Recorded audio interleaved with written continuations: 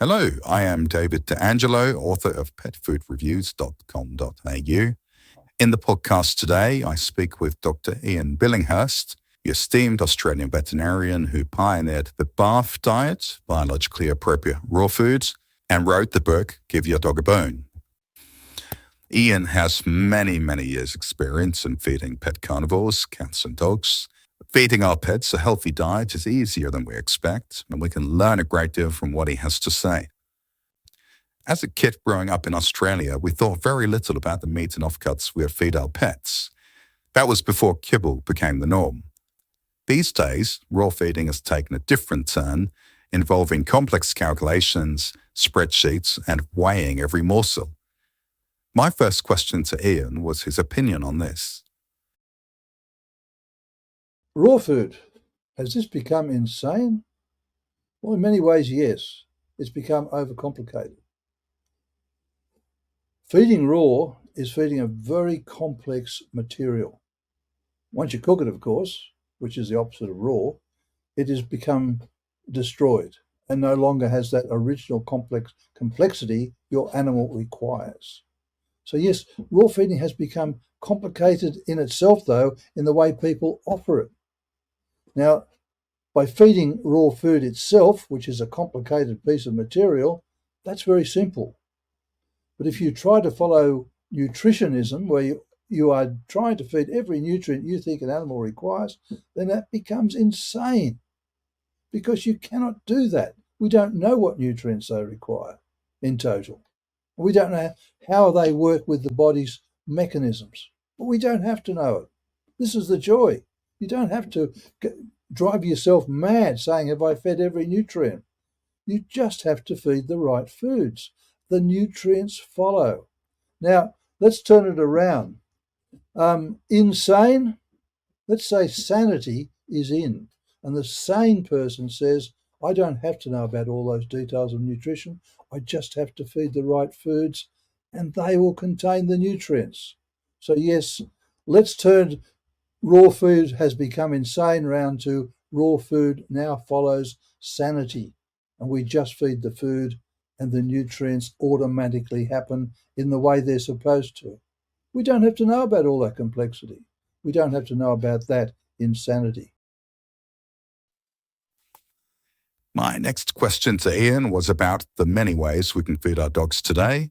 Raw food, dry food, wet food, BARF, air-dried, freeze-dried, and more. A lot of people talk to me or ask me about feeding their dog, funnily enough, because that's the business I happen to be in. And they ask me what my recommendations are. And I have to say always, done properly, the gold standard is DIY, do it yourself, because you are in charge and you can make the choice of what foods that you feed your dog or your cat, if it's whatever the case may be. So the DIY is the absolutely gold standard when it's done properly. And the important point is when it's done properly, when it's based on an understanding of evolutionary food choices. And that's what we're after, evolutionary food choices. Now, I guess second to that would be a pre-prepared, commercially produced raw food, usually in patty format. That's the simplest way. Now, here you lose some control because you don't make the choice. Your choice is to choose that brand, and choosing that brand's important too, because if you have an understanding of evolutionary nutrition, you can look at the way that brand is produced, the ingredients they use, their philosophy, whether it's based on evolution or whether it's based on things like AVCO, which are actually spurious, and I talk about that in other places, particularly in the DIY course. But the point is that you don't have as much control if you're buying commercially produced raw food. Now, there are other forms as well. There's air-dried and freeze-dried. Now, freeze-drying is a process called sublimation, and it uses very high vacuums. And it's said that 97% of the nutrients are retained. I'm not sure who makes that call and on what basis. And there is no doubt that freeze-drying is something that is not an evolution-based form of preservation. Air dried, I guess, is, but having thought about air dried, what do we lose in that formulation or in that way of producing pet food? Well, usually it's actually at a fairly high temperature, and that temperature does destroy some nutrients. So if you're asking me what is the best way, it's the DIY way, do it yourself, as long as you understand the basic principles of producing evolutionary type foods at home. If you understand that, you're on your way to producing the best possible diet for your dog. And of course, we talk about that in my DIY course. This is the ultimate pet food course, in fact, for people who want to know exactly the right way to feed raw and do it at home. So that's my answer to that question. What is the best way to go about feeding our dogs? One of my biggest gripes with pet feeding is how most pets are fed the same kibble for every meal, each and every day. We've been led to believe this is the best option for the health of our pets, but when we consider our own diets, we know that not to be true. Variety is important. It helps us balance our own diet. I asked Ian how we can achieve variety in a raw diet. One of the enormous benefits of doing it yourself is that you are able to fulfill one of the basic tenets of raw feeding under the evolutionary paradigm, and that is providing wide variety and wide flexibility in what you feed. So you have great flexibility, what you can choose, and your ability to choose becomes quite broad. Now, this is in comparison to feeding a pre-prepared commercial product. Because when you feed a pre-prepared commercial product, you are absolutely tied to what they are prepared to put in the food. Now, sometimes they use bones, and sometimes those bones are in a format that you would be happy with, just ground up bones. Sometimes they don't. They just add a calcium supplement because they think that replaces bones, which of course it doesn't. So there's all sorts of problems begin to emerge when you trust somebody else to produce the food for you. But what you can do, of course, is feed different products from different commercial producers. But that becomes pretty complicated, doesn't it? To go about looking at all their products and choosing which ones you're going to feed this week and so on and so forth. Another way to go at it would be to choose the best product you can find and then supplement it with foods that you buy yourself. So you partially do DIY and partially a product such as a raw BARF patty made by some commercial company. And in those circumstances, what a lot of people will do is, say, feed raw meaty bones at one meal. If they're feeding 2 meals a day, for example, they'll feed the raw meaty bones, such as chicken wings, necks, and so on. They might feed some large bones throughout the day so the dog has the eating exercise and ability to take the cartilage off the end of big bones and cleaning teeth, of course, and that the other meal would be a patty, so produced by the pet food company. But again, all of this, even the choosing of pet food companies that you're going to use, is very much dependent upon your understanding of the raw paradigm. So once again, this is something I've been at great pains to teach people over the years, and a lot of that's also in the DIY course that we produce. So let me emphasize once again that if you want really great flexibility in feeding your dog based on what's in season and what's locally available, and you want that variety, which is such an important part of the raw paradigm, making sure that every nutrient your dog requires is going to be available, then go the DIY course. If you're able, you have the time and the inclination to do that, it is the gold standard. I often recommend pet foods which seem expensive, especially when you compare those pet foods to kibbles made mostly of grain or other carbohydrates, which I see as inappropriate for the health of our pets. Many pet owners struggle with the ever-increasing cost of commercial pet foods, and that leads me to my next question. How can we feed raw on a budget? Now, of course, for many people, feeding their pet is a major issue in terms of costs. So how do you go about this when you're on a budget? Well, most certainly buying dry food or canned food is expensive, and it's expensive in terms of the end result. So we put that one aside completely for the moment. But what about you want to feed raw, but you do have a budget? How do you go about it? Well, you have to source in the very first instance. This is most important. A source of raw meaty bones at the right price, because they will form the bulk of the diet that you feed either a dog or a cat, but particularly a dog. And feeding a dog on a budget, you can, I'm going to use the term get away with, and I use that term advisedly, because getting away with feeding mostly raw meaty bones is actually highly close to the evolutionary situation for your dog. Dogs are scavengers. And as scavengers, and this is what I discovered very early in my veterinary career and my career as a raw feeder, and this is why I wrote my first book was called Give Your Dog a Bone, because you can feed the bulk of the diet as chicken wings and necks, and you're providing the vast majority of nutrients your dog requires. Now, if you can then throw in some organ meats, some crushed up raw vegetables, and simple things like yogurt or some other fermented food, and just a few added things like kelp powder, or in some cases, if you can get hold of it, I think it's called in America alfalfa meal, or in Australia, I'm not sure you can even get it, but the kelp powder is probably the best as a source of micronutrients. If you can feed that, and you can find sources of that, you have got yourself a complete and balanced diet. And then you just use variety. So you find different forms of raw meaty bones from young animals. So it might be the breast parts of lambs. It might, if you're in Australia particularly, it could be root tails, if you can get hold of them. Everything that is a raw meaty bone that is soft and from young animals, apart from chickens, anything you can find, that is, if that's the basis of the diet, you cannot go wrong. So that's the way to approach feeding on a budget.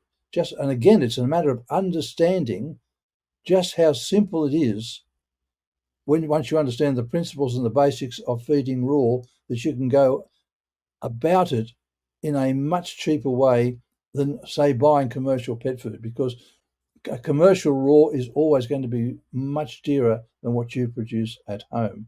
And if it is advertised as very cheap, I'd be very careful of it, because I'd be worried that if it was a cheap raw pet food, commercially made, I'd look very carefully at the ingredients. But again, DIY is still the best way to go if you're on a budget. People are often surprised at the reasons why I'm against most veterinary endorsed prescription diets. I tend to find these less than ideal. The ingredients are often inappropriate, high carbohydrates, and the products as a whole don't tend to be an ideal solution. So can raw be a better option? Now, people have asked me, what about prescription diets? Can you feed them using raw? And of course, you can. But let me give you a huge secret here. Most animals that are fed prescription diets from their vet, because their animal has some specific disease process, I found very early in my career that the vast majority of those problems are much improved, and sometimes completely improved, simply by switching to raw. So raw becomes the prescription diet. Now, beyond that, when we have very serious conditions, such as a particular form, say, of oxalate stone in the bladder, or cystine or whatever, then you sometimes have to modify that diet, and you modify it in various ways. But the commonest way of modifying most of the raw diets that I've ever used over the years was to simply add more crushed vegetables to it. That has an enormous benefit to kidney failure, to cancer, to arthritis, to liver failure, a whole host of problems that arise because of processed pet foods, and that's where that comes from. You see, what you're doing with prescription diets, you're simply prescribing a food that is going to overcome the problems which essentially were caused by the wrong food in the first place. So by switching over to real food, most of the problems are solved. And it's only occasionally that you have to make very specific changes. And most of those changes, as an animal gets into older age, when you're feeding processed pet foods, which are full of carbs, which promotes inflammation, which lack so many essential protective nutrients found only in raw whole foods, simply by switching them to real food, you are prescribing a diet that's going to overcome the problem. Now, we do in the course, but not for pet parents so much, although I do talk to it to some degree, talk about this for the basic course of people who are doing, and I'm sorry I'm persisting in the course, but it really is what my focus of my professional life has been. It's in my books, of course. Just my very first piece of advice, if you want a prescription diet and you are currently feeding processed pet food, and this is, let me assure you, this has been the basic cause of the degenerative disease, whether it's kidney failure, inflammatory bowel disease, that's another one, whatever it is, cardiovascular disease, simply by switching to real whole raw food based on evolutionary principles, you're going to see an amazing difference. And that's my best information on prescription diets for the average pet parent out there. And I include myself in that because I'm a very average pet parent and I've watched my own pets. This was many years ago when we did switch our animals to processed pet foods just to see what would happen. We thought it might, I won't explain why at this point, I do it in other points, but when we put them back on real food, their health just was astronomical, the difference. It was amazing. So that's my take on prescription diets, folks. Many people are afraid to feed raw over concerns of safety. Some vets advise against feeding raw for this very reason. Are there real concerns, and can raw be fed safely? The short course on food safety with raw. People worry about three things: bones, bugs, and balance. Okay, if you're worried about bones, grind them. If you're worried about bugs, don't. Because if you follow all the food safety rules that normally apply to handling raw food for humans, then you will have no problem with bugs for your pet. Balance, if you follow the evolutionary principles of feeding food in evolutionary balance, then you will not have a problem with nutritional balance because you'll feed the nutrients we know about, the ones we don't know about, and the ones we don't as yet know to be essential. So, if you want to know more about that, because this whole area of food safety is enormous, then I suggest you do the course, if this is your concern, because I cover all this in enormous detail. And just be assured, the way that when you feed raw, you have another extra layer of safety. And this is the layer that you've been looking for. It's the safety from degenerative disease, because you are now safe from the terrible foods that produce the degenerative disease, which is probably one of the greatest reasons that many people switch to raw, because their dog or their cat has developed a degenerative disease. So, no bugs to worry about, or there's no worry about bugs, there's no worry about bones, there's no worry about balance, and you are now producing a diet that's going to defeat degenerative disease. How good is that?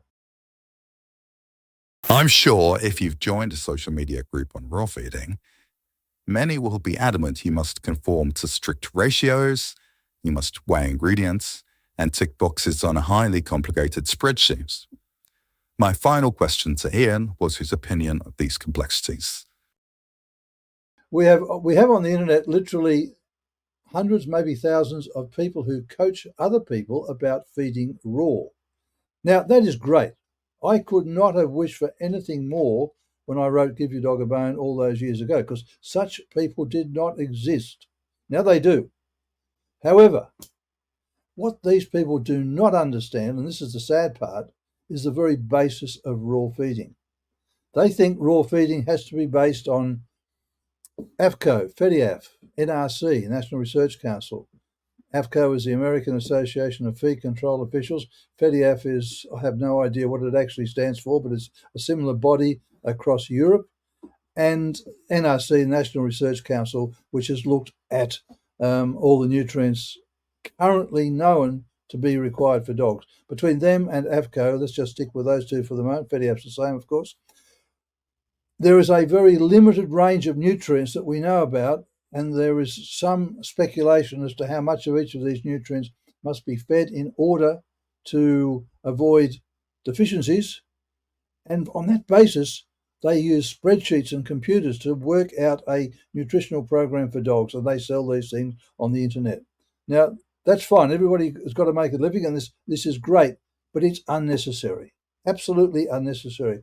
If you feed, and I've said this before so many times, but I'll say it again. If you feed the foods an animal evolved to require, then you're going to feed every nutrient it requires. And these foods actually work with the dog's homeostatic mechanisms, so that there is no problem if you feed those right foods with a nutritional balance and the nutrients the dog requires. The dog stores some of those nutrients, and the cat, of course, or all mammals we're talking about here. We do not need computers and spreadsheets or gurus to feed raw. All we need is an understanding of what foods to feed. You feed the right foods, the nutrients follow. Let me say that again. Feed the right foods and the nutrients follow. And again, I'll say it. The nutrients we know about, the ones we don't know about, and the ones we don't yet acknowledge as essential. That's genuinely complete and balanced. And it's why raw, it's the secret of raw. It's why it produces health, because you are feeding the nutrients in the right way that the animal can actually use. That's all, folks. I hope you've enjoyed the podcast with Dr. Ian Billinghurst, the pioneer of BARF. Make sure you check out the website, petfoodreviews.com.au. Take care.